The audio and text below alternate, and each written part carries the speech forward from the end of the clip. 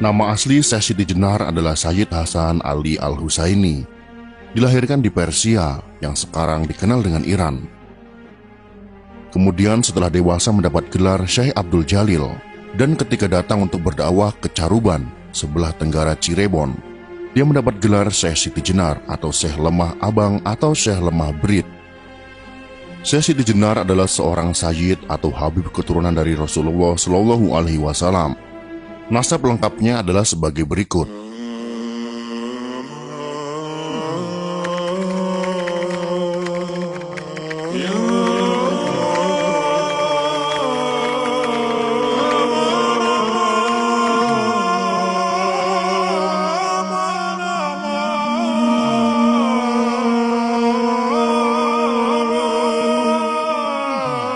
Syekh Siti Jenar lahir sekitar tahun 1404 Masehi di Persia, Iran.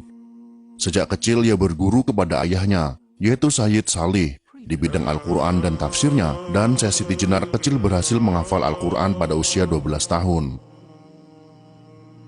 Kemudian ketika Syekh Siti Jenar berusia 17 tahun, maka ia bersama ayahnya berdakwah dan berdagang ke Malaka.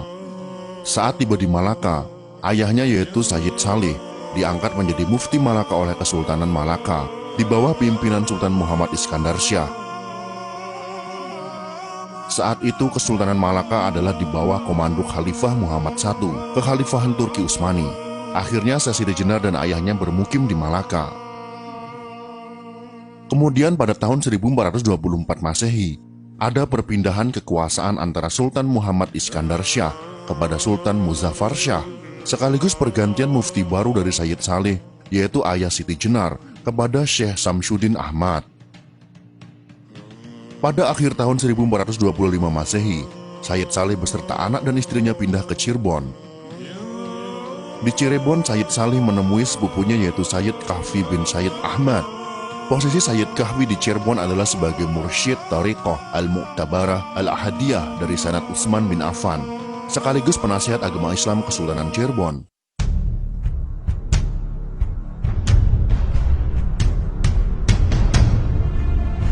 Sayyid Kahfi kemudian mengajarkan ilmu ma'rifatullah kepada Siti Jenar yang pada waktu itu berusia 20 tahun. Pada saat itu, mursyid Al-Tariqah Al-Mu'tabarah Al-Ahadiyah ada 4 orang, yaitu yang pertama adalah Maulana Malik Ibrahim sebagai mursyid Tariqah Al-Mu'tabarah Al-Ahadiyah dari Sanad Sayyidina Abu Bakar Asy-Syiddiq untuk wilayah Jawa Timur, Jawa Tengah, Bali, Sulawesi, Kalimantan, Nusa Tenggara, Maluku, dan sekitarnya. Kemudian yang kedua adalah Sayyid Ahmad Faruqi Sirhindi dari Sanad Sayyidina Umar bin Khattab untuk wilayah Turki, Afrika Selatan, Mesir, dan sekitarnya.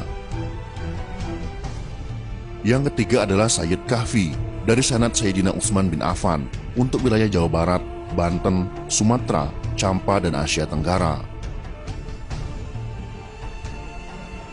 Dan yang terakhir adalah Sayyid Abu Abdullah Muhammad bin Ali bin Ja'far al-Bilali dari Sanad Imam Ali bin Abi Thalib untuk wilayah Mekah, Madinah, Persia, Irak, Pakistan, India, dan Yaman.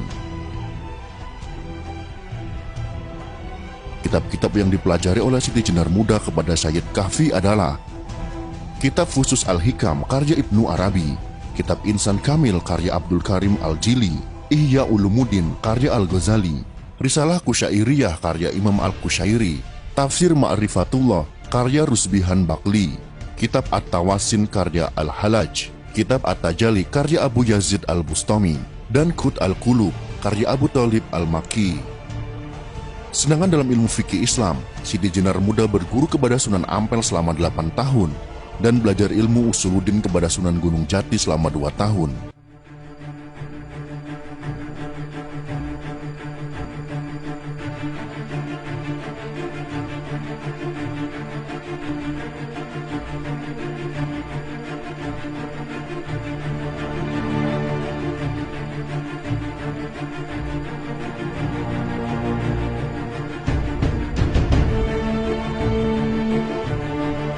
Setelah wafatnya Sayyid Kahfi, Siti Jenar diberi amanat untuk menggantikannya sebagai mursyid Tariqah Al-Mu'tabarah Al-Ahadiyah dengan Sanad Utsman bin Affan.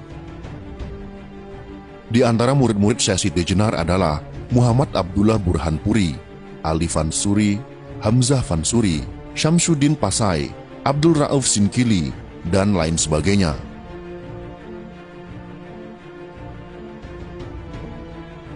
Kesalahan sejarah tentang Syekh Siti Jenar yang menjadi fitnah adalah: pertama, menganggap bahwa Syekh Siti Jenar berasal dari cacing. Sejarah ini bertentangan dengan akal sehat manusia dan syariat Islam. Tidak ada bukti referensi yang kuat bahwa Syekh Siti Jenar berasal dari cacing. Ini adalah sejarah bohong. Dalam sebuah naskah klasik, Serat Candakipun Riwayat Jati, Ahli Aksara Perpustakaan Daerah Provinsi Jawa Tengah, tahun 2002 halaman 1. Cerita yang masih sangat populer tersebut dibantah secara tegas.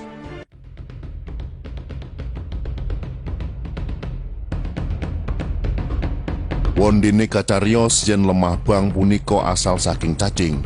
Punika det sejatosipun inggih pancen menungso darah alit kemawon, griya ing dusun Lemah Bang.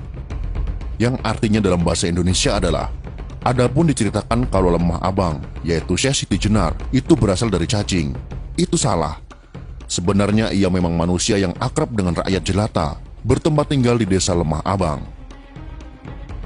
Yang kedua, ajaran Manunggaling Kawula Gusti yang diidentikan kepada Syekh Siti Jenar oleh beberapa penulis sejarah Syekh Siti Jenar adalah bohong, tidak berdasar alias ngawur. Istilah itu berasal dari kitab-kitab Primbon Jawa. Padahal dalam suluk Syekh Siti Jenar, beliau menggunakan kalimat fana wal bako. Fana wal bako sangat berbeda penafsirannya dengan Manunggaling Kawula Gusti. Istilah fana wal bako merupakan ajaran tauhid yang merujuk pada firman Allah, yang artinya segala sesuatu itu akan rusak dan binasa kecuali zat Allah. Syekh Siti Jenar adalah penganut ajaran tauhid sejati, tauhid fana wal bako, tauhid Qur'ani dan tauhid syar'i. Yang ketiga, dalam beberapa buku diceritakan bahwa Syekh Siti Jenar meninggalkan sholat, puasa Ramadan, sholat Jumat, haji dan sebagainya. Syekh Burhanpuri dalam risalah Burhanpuri halaman 19 membantahnya. Ia berkata, "Saya berguru kepada Syekh Siti Jenar selama 9 tahun. Saya melihat dengan mata kepala saya sendiri bahwa dia adalah pengamal syariat Islam sejati. Bahkan sholat sunnah yang dilakukan Syekh Siti Jenar adalah lebih banyak daripada manusia biasa. Tidak pernah bibirnya berhenti berzikir, Allah, Allah, Allah, dan membaca salawat Nabi. Tidak pernah ia putus puasa Daud, Senin Kamis, puasa Yaumul Bid, dan tidak pernah saya melihat dia meninggalkan sholat Jumat." Keempat, beberapa penulis telah menulis bahwa kematian Syekh Siti Jenar dibunuh oleh Wali Songo dan mayatnya berubah menjadi anjing. Ini adalah sebuah penghinaan kepada seorang waliullah, seorang cucu Rasulullah. Sungguh amat keji dan biadab. Seseorang yang menyebut Syekh Siti Jenar lahir dari cacing dan meninggal jadi anjing. Jika ada penulis menuliskan seperti itu, berarti dia tidak berpikir jernih.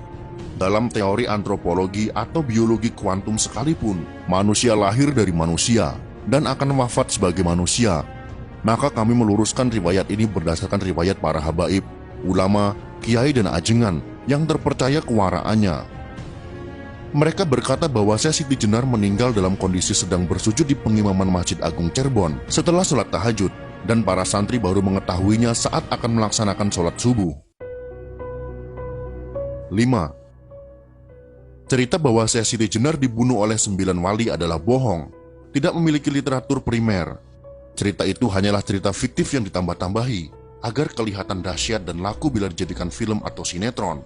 Bantahan kami adalah, Wali Songo adalah penegak syariat Islam di tanah Jawa. Padahal dalam Maqasidus Syariah diajarkan bahwa Islam itu memelihara kehidupan.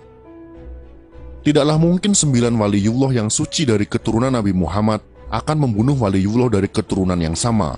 Tidak bisa diterima akal sehat.